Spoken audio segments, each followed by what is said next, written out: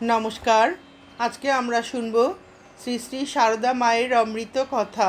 মায়ের কথা শুনব শ্রী শ্রী মায়ের সন্ন্যাসী সন্তান স্বামী জ্ঞানানন্দজির স্মৃতিতে। স্বামী জ্ঞানানন্দ বললেন, আমি পূর্ববঙ্গের লোক ছিলাম। 1912 খ্রিস্টাব্দে প্রবেশিকা পরীক্ষা দেবার পর প্রথম কলকাতায় আসি। কিছুই চিনি না, জানি না, নতুন এসেছি। কলকাতায় হেঁটে হেঁটে শহর দেখে বেড়াচ্ছি। এমন পয়সা কড়ি নেই যে গাড়ি চড়ে বা ট্রামে বেড়াবো। ছোটবেলা থেকেই আমি ভবঘুরের মতন। বাধা ধরা সংসারী জীবন কোনো দিনই আমার ভালো লাগতো না। তবে সংসার ত্যাগ করে সাধু সন্ন্যাসী হব এসব চিন্তা আদৌ তখন ছিল না বা স্বপ্নেও ভাবিনি। শরীরচর্চা, স্বদেশী আন্দোলন এই সবই ভালো লাগতো এবং এই সব নিয়েই হইচই করে বেড়াতাম। কলকাতায় এসে খোঁজ করতে করতে একদিন উদ্বোধনে এসে হাজির হলাম। উদ্দেশ্য, আমার অতি পরিচিত আপনার মানুষ রাসবিহারী মহারাজের সঙ্গে সাক্ষাৎ করব। উদ্বোধন বাড়িতে নিচের একটা ঘরে তার সঙ্গে দেখা হলো। আমাকে দেখে তিনি খুবই খুশি হয়ে আলাপ করলেন। উঠে আসবো করছি, মহারাজ বললেন, ওপরে মা ঠাকরুন আছেন, প্রণাম করে যা। মা ঠাকরুন? তিনি আবার কে? তাকে জিজ্ঞাসা করলাম। শ্রীরামকৃষ্ণের নামটা শুনেছি এই পর্যন্ত। তিনি যেন কিছুটা জোর দিয়েই বললেন, তুই যা না, প্রণাম করে আয়। কি করি, এভাবে বলছেন, অবাধ্য হতে পারলাম না। সিঁড়ি দিয়ে ওপরে উঠে গেলাম, কিন্তু প্রথমে কাউকেও দেখতে পেলাম না যে জিজ্ঞাসা করব মা ঠাকরুন কে।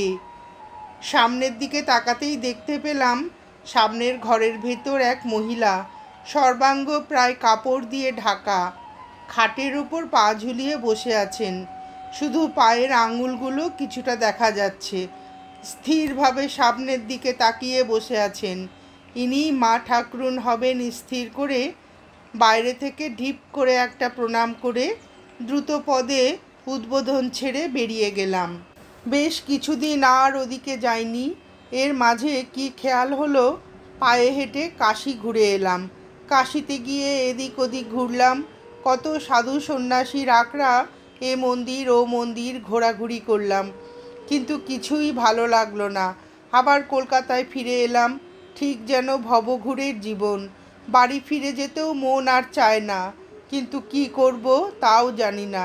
ঘুরতে ঘুরতে আবার একদিন উদ্বোধনে গেলাম রাসবিহারী মহারাজের সঙ্গে সাক্ষাৎ করতে।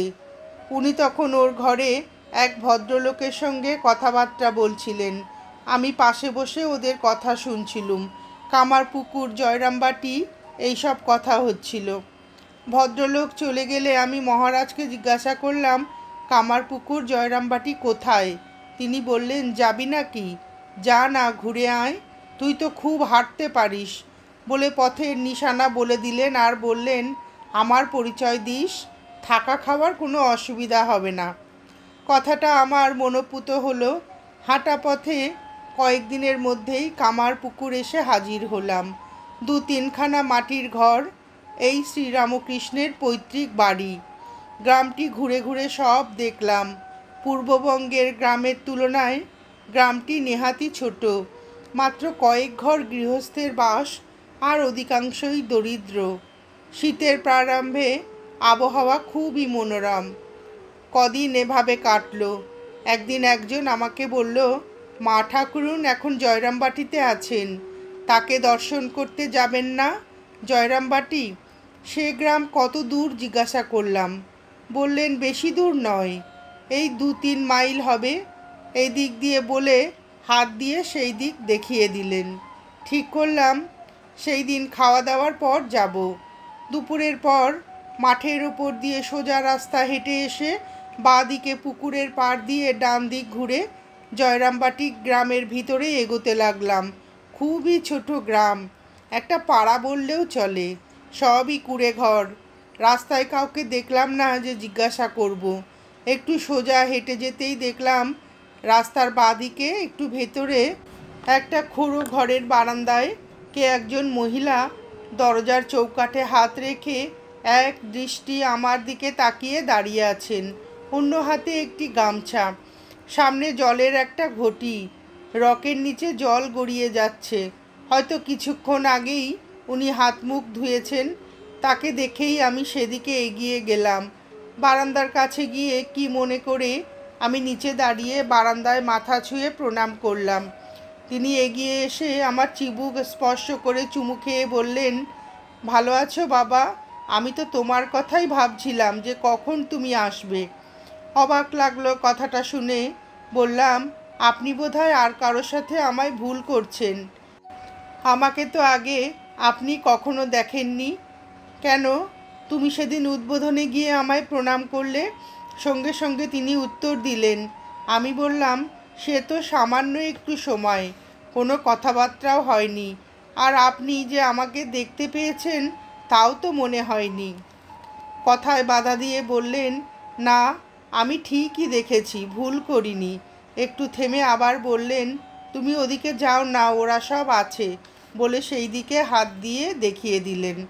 আমি তখন কি করে বুঝবো যে সেই মুহূর্ত থেকেই তিনি করুণা করে তার শ্রীচরণে আমাকে আশ্রয় দিয়েছেন, আপনার করে নিয়েছেন। এরপর মায়ের ইচ্ছা অনুসারে জয়রামবাটি এসেই বাস করতে লাগলাম। তখনও যে তার উপর আমার কোনো শ্রদ্ধাভক্তি হয়েছে বা আকর্ষণ হয়েছে তা বলবো না, বরং পূর্বাভাস মতো এইভাবে ঘোরাঘুরি করার দিকেই বেশি আকর্ষণ। এখানে আসার পর মায়ের সঙ্গে দেখা সাক্ষাৎও বড় একটা করি না বা তার প্রয়োজনও বোধ করি না। কিন্তু তাহলেও তিনি যে এই অবোধ সন্তানের সব খবরই রাখছেন সে কথাটা আমি তখন বুঝিনি। এইভাবে 2-4 দিন কাটার পর কাছের এক গ্রাম থেকে মায়ের এক মন্ত্রশিষ্য মায়ের দর্শন, পুজো ইত্যাদির জন্যে এলেন, সঙ্গে ফল ফুল মিষ্টি এইসব। সকালবেলা তার দর্শনাদির পর আমরা যে ঘরে থাকতাম তার বারান্দায় এসে বসলেন। দুপুরে প্রসাদ নিয়ে বাড়ি ফিরবেন। আমি গিয়ে তার সঙ্গে আলাপ জমিয়ে নিলাম। জিজ্ঞাসা করলাম কোথায় তার বাড়ি, কত দূর সে গ্রাম, কখন ফিরবেন। আর সেই সঙ্গে বললাম আমি তার সঙ্গে তাদের গ্রাম দেখতে যেতে পারি কি না। ভদ্রলোক যেন বেশ উৎসাহিত হয়ে বললেন, চলুন না, আমাদের বাড়ি বেশ ভালোই লাগবে। আপনি ব্রাহ্মণের ছেলে, ঠাকুর ঘরে কাজকর্ম করতে পারবেন।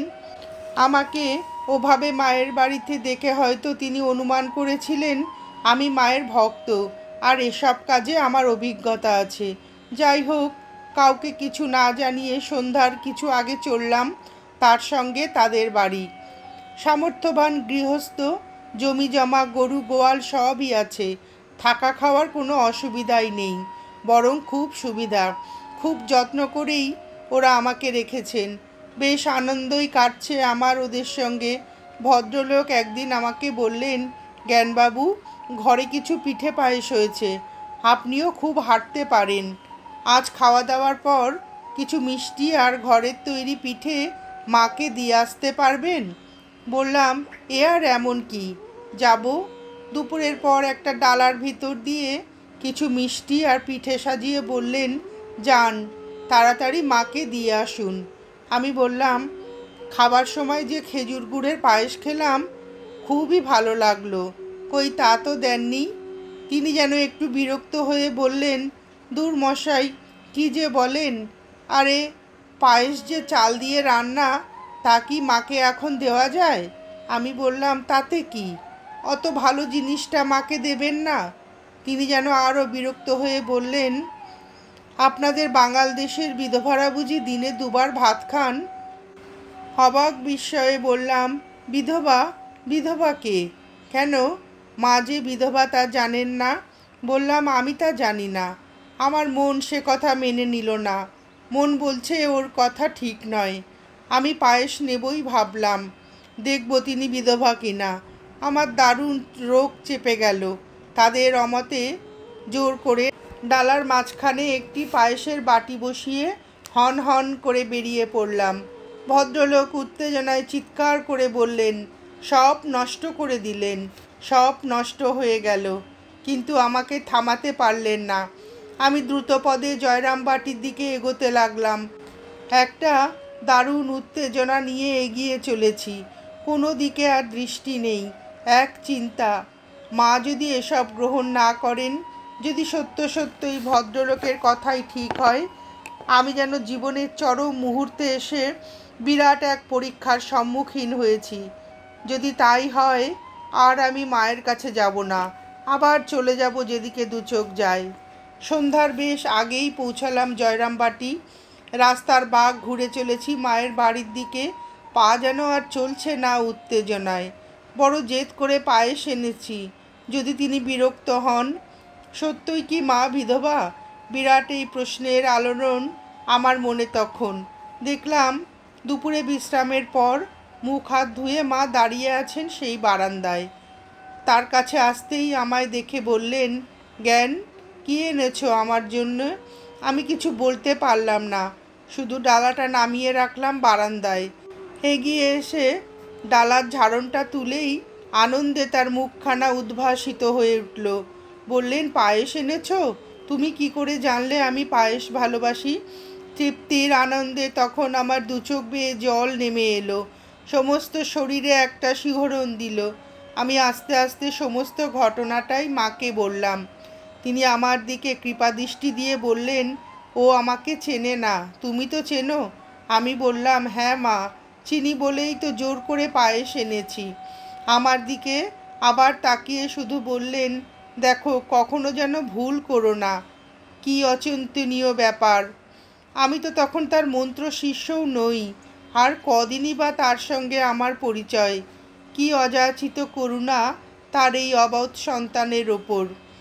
এরপর আবার আমি মায়ের বাড়ি ফিরে এসে আগের মতো থাকতে লাগলাম।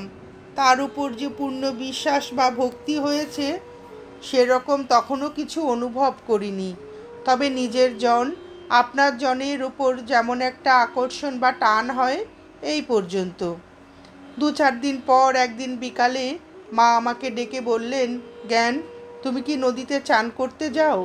আমি যাই বলাতে বললেন, কাল সকাল সকাল চান করতে যেও। নদীর পাড়ে একটা হলুদ ফুলের গাছ আছে। আসবার সময় ঠাকুরের পুজোর জন্য এক ডালা ফুল এনে আমাকে দিও। আচ্ছা মা বলে ডালাটা নিয়ে আমি চলে এলাম। পরদিন সকালে সেই ফুল নিয়ে যখন মায়ের কাছে গেলাম, তখন মা পুজোয় বসেছেন। সামনে ঠাকুরের পট, পাশে আসন পাতা। সেই দিকে ইশারা করে আমাকে বসতে বললেন। আমি চুপচাপ বসে তার পুজো দেখছি। পুজো শেষ হলে আমাকে আরও কাছে আসতে বললেন। আমি এগিয়ে এলে আমাকে মন্ত্র দিলেন, আর 2-4টে সাধনের কথা বলে দিয়ে শ্রী শ্রী ঠাকুরের পটের দিকে দেখিয়ে বললেন, তুমি ঠাকুরকে প্রণাম করো। মনের দুর্দান্ত পূর্ব সংস্কার আবার যেন মাথাচাড়া দিয়ে উঠল। মায়ের কথার অবাধ্য হয়ে তার সঙ্গে তর্ক করতে লাগলাম। বললাম, উনি কে? ওকে প্রণাম করব কেন? আমি তো ওকে চিনি না। আমার দিকে তাকিয়ে একটু ধমকের সুরে বললেন, আমি বলছি, তুমি ওকে প্রণাম করো। তুমি ওকে চেনো না। উনিই তো সব, উনিই বিশ্বগুরু, উনিই জগৎগুরু। আমি আবার তর্ক করতে লাগলাম। বললাম, গুরু? উনি কেন গুরু হবেন? আপনি তো মন্ত্র দিলেন, আপনিই আমার গুরু। কথায় বাধা দিয়ে সঙ্গে সঙ্গে বললেন, আমি কারো নই, সকলের মা, উনিই একমাত্র গুরু। আমি বললাম, আপনি কেন আমার মা হবেন? আমার মা তো আমার বাড়িতে আছেন, এখনও জীবিত। মা বললেন, আমিই সেই মা। তুমি ভালো করে আমার দিকে দেখো, দেখো আমিই তোমার সেই মা কিনা। অপার বিস্ময়ে দেখলাম সাক্ষাৎ আমার সেই গর্ভধারিণী আমার সম্মুখে বসে রয়েছেন। আমার সমস্ত শরীর স্থির হয়ে গেল। মা মা বলে লুটিয়ে পড়লাম ওই চরণে। স্তব্ধ হয়ে গেল সব তর্ক যুক্তি।